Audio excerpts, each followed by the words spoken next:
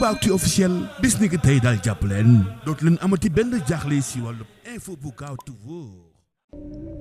J'adresse à la France, pays hôte, et au mouvement olympique mes meilleurs vœux de succès pour ce rendez-vous de l'excellence sportive mondiale et de la fraternité humaine.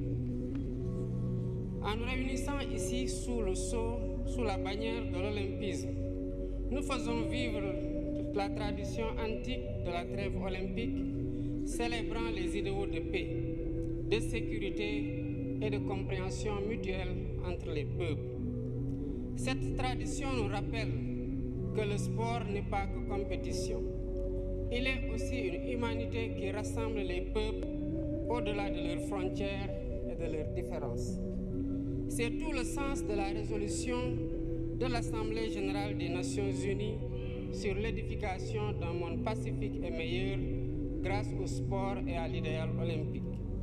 Cependant, force est de constater que l'idéal olympique est aujourd'hui mis à rude épreuve par la tragédie de la guerre, de la violence sous toutes ses formes et des inégalités sans cesse croissantes au sein et entre les nations. Mesdames et messieurs, ce sommet qui s'inscrit dans la continuité du pacte de Paris pour les peuples et la planète et la perspective du sommet de l'avenir en septembre prochain à New York nous interpelle sur l'urgence d'œuvrer de façon plus résolue à la réalisation des objectifs de développement durable. Inspiré par l'idéal olympique, notre rencontre devrait sonner le réveil des consciences sur les inéquités persistantes d'un ordre mondial historiquement dépassé. Si nous voulons que les choses changent, il nous faut changer les règles du jeu. Je pense à l'évasion fiscale, aux congés fiscaux abusifs et aux autres flux financiers illicites qui privent nos pays de ressources vitales au financement du développement. Je pense à la question lancinante du traitement juste et équitable de la dette ainsi qu'au système de notation biaisé sur l'évaluation du risque concernant l'Afrique.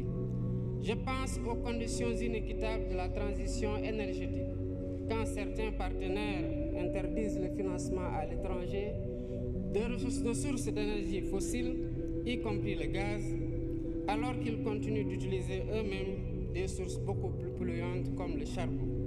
Je pense à l'architecture de la gouvernance économique, politique et financière mondiale, héritée de la Seconde Guerre mondiale, dont la composition des organes et le processus de décision ne reflètent plus les réalités de notre temps.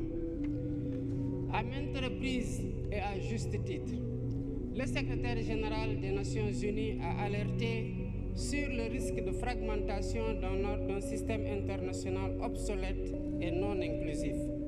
À l'évidence, un système qui perpétue le statu quo et ignore les besoins légitimes de sa grande majorité crée les germes de sa remise en cause et la recherche de voies alternatives.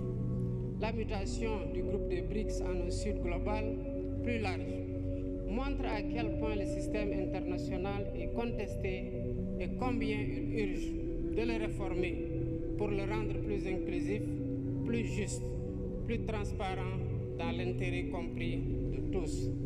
La réforme est possible si nous y mettons la volonté politique nécessaire. Excellences, Mesdames et Messieurs, dans 2